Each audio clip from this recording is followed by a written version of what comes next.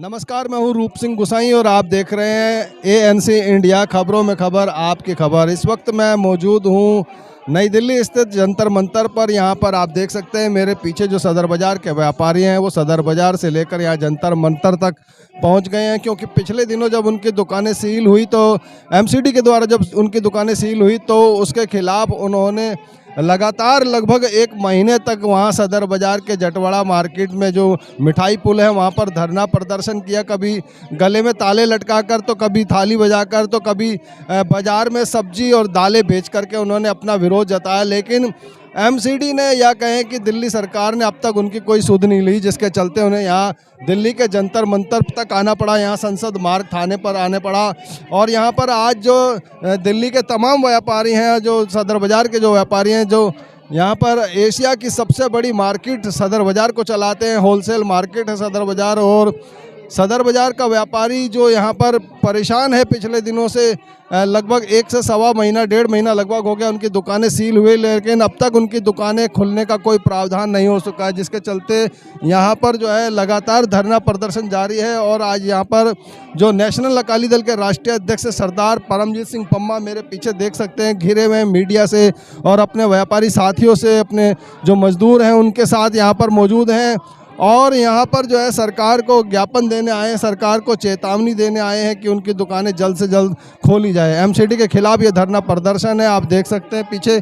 आइए चलते हैं, इनसे मिलने की कोशिश करते हैं, इनसे जानने की कोशिश करते हैं कि आखिर वो यहाँ पर आकर के इस प्रदर्शन के माध्यम से सरकार को क्या कहना चाह रहे हैं, एमसीडी के अधिकारी को क्या कहना चाह रहे हैं। यहाँ आप देख सकते हैं कि किस तरह से यहाँ पे जो सदर बाज़ार के व्यापारी हैं, बड़े बड़े व्यापार संगठनों के जो पदाधिकारी हैं, दिल्ली के जो मजदूर हैं, वो यहाँ पर मौजूद हैं। हाथों में उनके ये तख्तियाँ देख सकते हैं, एमसीडी हमें जीने दो, एमसीडी मुर्दाबाद, व्यापारी से जो टकराएगा चूर चूर हो जाएगा, एमसीडी हाय हाय, जो वायदा किया है वो निभाना पड़ेगा, सदर बाज़ार में सीलिंग को रुकवाना पड़ेगा, ये सब आप देख सकते हैं यहाँ पर। और ये रहे फेस्टा के जो चेयरपर्सन है परमजीत सिंह पम्मा, और ये सभी आप देख सकते हैं कि यहाँ पर किस तरह का माहौल है। तो आइए चलते हैं, इनसे बात करने की कोशिश करते हैं। आप देख सकते हैं यहाँ पर जो व्यापारी हैं उन्होंने किस तरह से अपने गले में ताले लटका रखे हैं।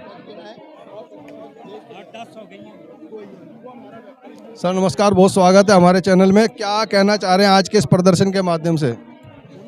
आज 1 महीने से हम व्यापारी की दुकान सील की गई है, जिसके विरोध में हमने सब्जी बेची है और भी कई तरीके से हमने विरोध किया है, लेकिन ये सरकार जगने वाली नहीं है। इस सरकार को जगाने के लिए हमें आज जंतर मंतर पे आना पड़ा है, और केजरीवाल सरकार को ये बताना चाहते हैं कि वो व्यापारियों के साथ कोई खेल मिचोली ना खेले, नहीं तो ये उनको बहुत भारी पड़ेगा।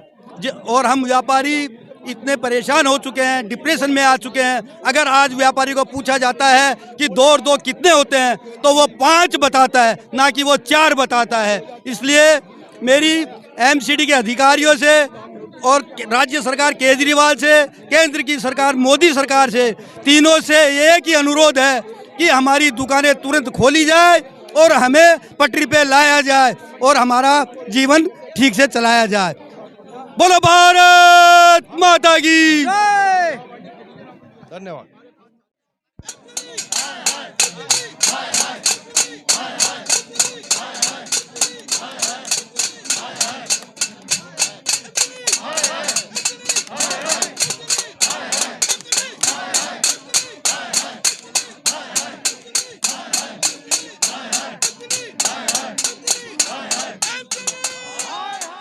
राकेश यादव जी नमस्कार, बहुत स्वागत है। आज आपको यहाँ सदर बाज़ार से जंतर मंतर तक आना पड़ा है, क्या कहना चाहेंगे आज। क्या करें, मजबूरी है हमारी, हमारा दर्द है। कभी जंतर मंतर दिखाते हैं, कभी पुल मिठाई पर दिखाते हैं, कभी 12 टूरी चौक पर दिखाते हैं, कभी एलजी हाउस में दिखाते हैं, कभी कमिश्नर साहब से मिलके जाते हैं। ये हमारी पगड़ियों का सौदा हो रहा है, बुजुर्गों की पगड़ियों का सौदा हो रहा है, हमारी दुकानों का सौदा हो रहा है। 19 दुकानें सील हुई, 250 दुकानों को नोटिस दिया जा रहा है और ये धमकी दी जा रही है कि 250 दुकानें जब खोलेंगी, जब आप 1-1 लाख रुपए वहाँ जमा कराएंगे या हमें पैसा दे दो। इसकी जांच होनी चाहिए, गृह मंत्री इसकी जांच करें, अर्बन मिनिस्टर की जांच करें, हमें बुलाएं और हमारे सभी डॉक्यूमेंट्स की जाँच करें। अगर हमारे डॉक्यूमेंट ठीक हैं तो उन्हें खोल लें। हमारे पास 1905 का सर्वे है, 1957 का सर्वे डॉक्टर विजय सिंह ने जांच पड़ताल की थी। वीसी चेयरमैन दिनेश रॉय साहब को मैंने रिकॉर्ड दिए और मैं कहता हूं कि ये अगर डॉक्यूमेंट गलत है जो हमने दिए हैं उनको, ये सारे सर्वे लगे हुए हैं, हमने दिए हुए हैं उनको, इसकी जांच करें। अगर ये गलत हैं तो हमसे बात करें, हम अपनी गलती होगी तो मानेंगे। लेकिन जब हमारे सारे डॉक्यूमेंट एमसीडी कमिश्नर साहब कहते हैं आपके डॉक्यूमेंट ठीक है, डीसी साहब कहते हैं हमारी बात की, एलजी साहब कहते हैं, रॉय साहब कहते हैं, तो एक उस टाइम का तत्कालीन डीसी क्यों अपना मानसिक संतुलन खो गया कि उसने ये डॉक्यूमेंट नहीं माने और सीलिंग के ऑर्डर कर दिए? किस भ्रष्टाचार में लिप्त है वो, उसकी जांच पड़ताल होनी चाहिए। हम भी सरकार के हैं, सरकार भी हमारी है। मुख्यमंत्री ने हमसे वादा किया था कि ना कोई दुकानें सील होंगी और जो दुकानें सील होंगी वो रिओ किया जाएगा। मुख्यमंत्री अपनी बात को पक्का रखें, प्रधानमंत्री हमारे दर्द को समझें, गृह मंत्री समझें, अरुण हरदेपुरी साहब समझें, हमारी जाँच करें और इन दुकानों को खोलें, क्योंकि हमारे बच्चे डिप्रेशन में जा रहे हैं, हमारे बुजुर्गों को डिप्रेशन जा रहे हैं। अगर हमारे बुजुर्गों को कुछ हो गया या हमारे बच्चों को कुछ हो गया या किसी को हार्ट का प्रॉब्लम हो गया तो कौन मुख्यमंत्री हमें 1 करोड़ रुपए देने आएगा? कौन मंत्री हमारे शोक सभा में आएगा? ये दर्द हमें सता रहा है और हम लोग एक फुटबॉल की तरह इधर उधर भाग रहे हैं। बहुत धन्यवाद सर। नमस्कार सर, बहुत स्वागत है हमारे चैनल में। आपका परिचय देते हुए बताएं क्यों कर रहे हैं प्रदर्शन, क्या बात हो गई है और क्या कहना चाह रहे हैं सरकार से? चौधरी योगेंद्र सिंह, कार्यकारी अध्यक्ष फेडरेशन ऑफ सदर बाजार। देखो, सीलिंग का तो जो मामला, ये 12 जनवरी को सीलिंग हुई थी। आज 1 महीना 2 दिन हो गए, यानी कि 32 दिन हो गए।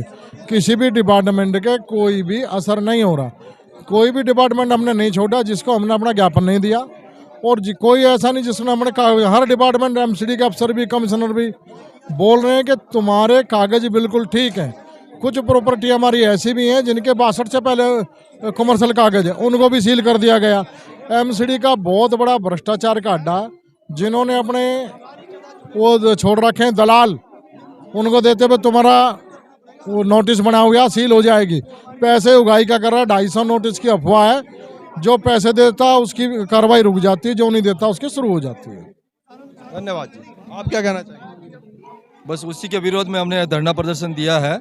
हमने सदर बाजार में धरना प्रदर्शन हमारा 1 महीने और 2 दिन से लगातार चालू है, लेकिन अभी तक कोई कहीं का एमसीडी का अधिकारी या नेता या पार्टीवाज कोई वहाँ पर मिलने नहीं आया। सिर्फ और सिर्फ आश्वासन देते हैं, आश्वासन के सिवाय कुछ नहीं मिला अभी तक। व्यापारी अपने आप को ठगा हुआ महसूस कर रहा है, तो कर तो और क्या सकते हैं। धरना प्रदर्शन के अलावा हमारी सरकार से गुजारिश है कि व्यापारियों की समस्या का जल्दी से जल्दी संज्ञान में ले और उनके साथ न्याय करे।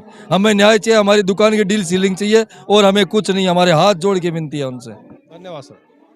हमारे साथ अब जुड़ चुके हैं सरदार परमजीत सिंह पम्मा जी, जो कि नेशनल अकाली दल के राष्ट्रीय अध्यक्ष हैं और सदर बाजार फेडरेशन के चेयरपर्सन हैं। समय समय पर गंभीर मुद्दों पर अपनी आवाज़ उठाते रहते हैं अंतर्राष्ट्रीय स्तर पर। सर नमस्कार, बहुत स्वागत है हमारे चैनल में। आज आपको सदर बाजार, जटवाड़ा मार्केट से लेकर सदर बाजार से यहाँ से और जंतर मंतर तक आना पड़ा है। आप थाली बजा रहे हैं, थाली बजाने से कोरोना भागा था, क्या अब ये सीलिंग हटने वाली है? देखिए, सबसे बड़ी बात है, थाली तो हम इसलिए बजा रहे हैं सरकार की नींद खोलने के लिए।